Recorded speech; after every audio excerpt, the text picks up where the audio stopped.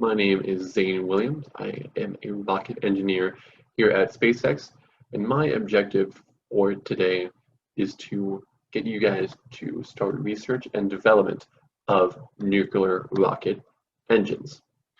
Nuclear propulsion systems are the future of space travel, with benefits like improved efficiency, faster trip times, reduced radiation exposure, and increased maneuverability. Nuclear propulsion systems offer us a safer and more cost-efficient option for our astronauts and SpaceX.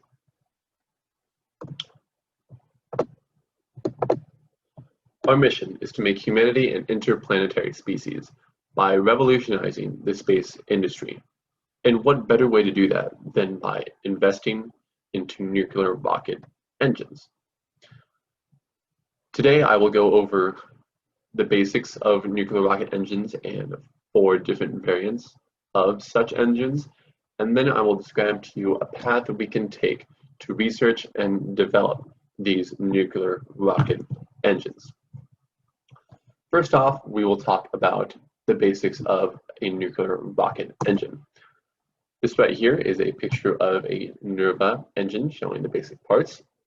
And right here in the center, we have a nuclear reactor. This will provide energy for the thrust. Unlike chemical rockets, where the reaction takes place in the propellant itself, the propellant does not do any reaction, and the energy comes straight from the reactor.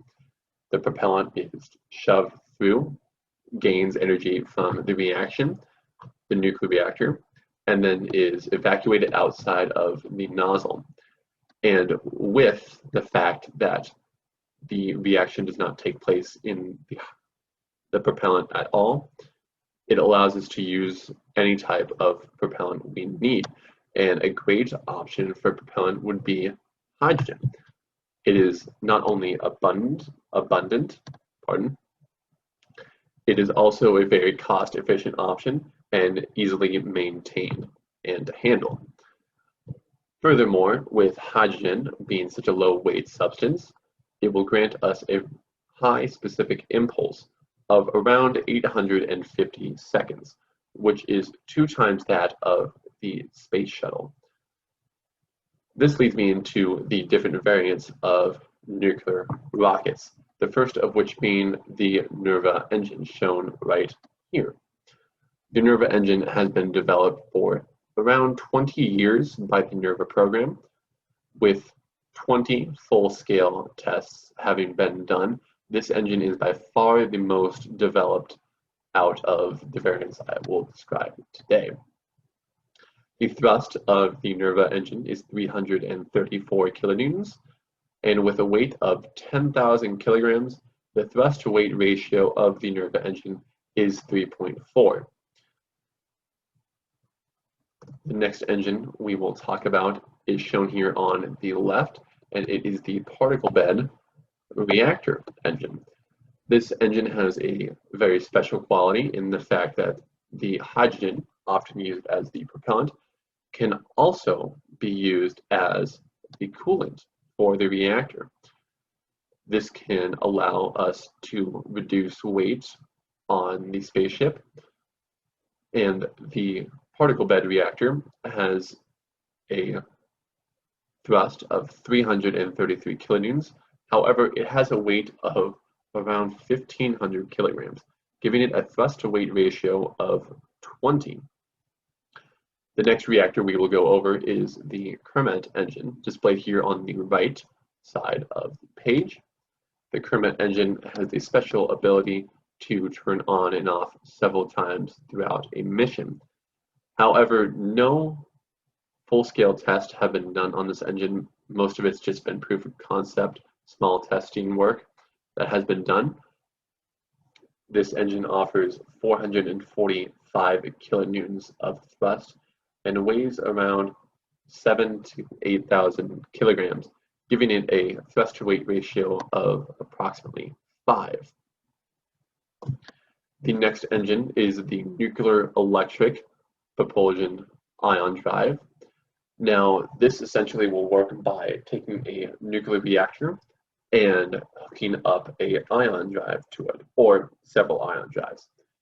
The ion drive has a thrust of merely 1 newton around that. However, several ion drives can be paired up to a single nuclear reactor to provide more thrust. The benefit of the ion drives is that they can run for 50,000 hours to provide this thrust, which can cause great acceleration over long periods of time. And the specific impulse of these engines is 8 to 9,000.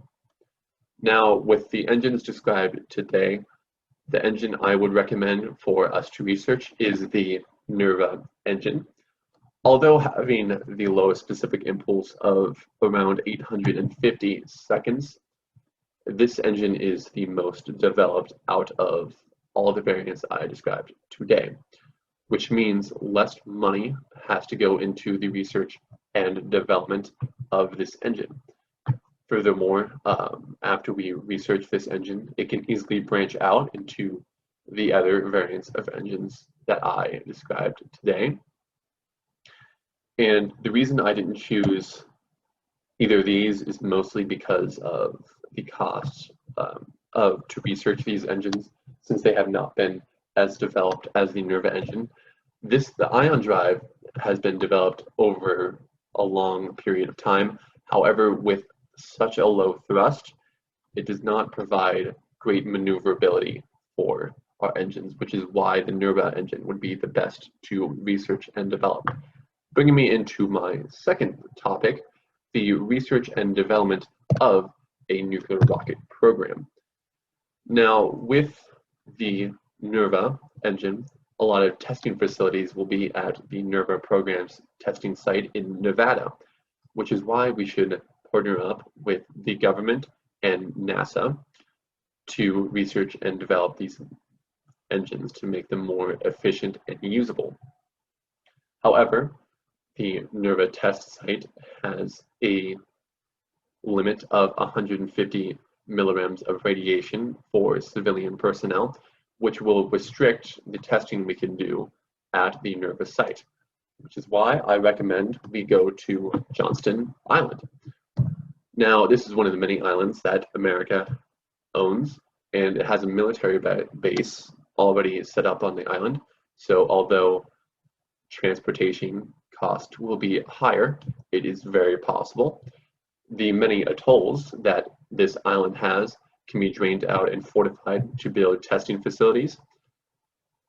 The nice thing about Johnston Island is that the limit for radiation exposure for personnel is 500 milligram, which will allow us to do full-scale testing for our nuclear engines.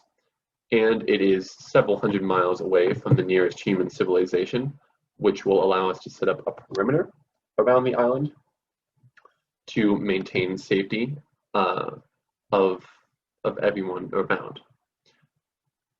And this is the reason that we will need to do a partnership with the government, is so that we can use the research facilities like Johnston Island and the Nevada test site. It'll not only allow us to use these facilities, but it also can save us a lot of money when researching and developing the nuclear rocket engine. So over the past few minutes, I have described to you the basics of nuclear rocket engines, the 4 variants of rocket engines, and how we can go about researching and developing these engines. Furthermore, I recommend that we develop and research the nuclear NERVA engine because it is the most cost-efficient option for us to develop. And then I also recommend that we partnership with the government and NASA. That way we can use testing facilities like the NERVA program testing site, as well as Johnston Island, so that we can produce these engines faster and more cost efficiently.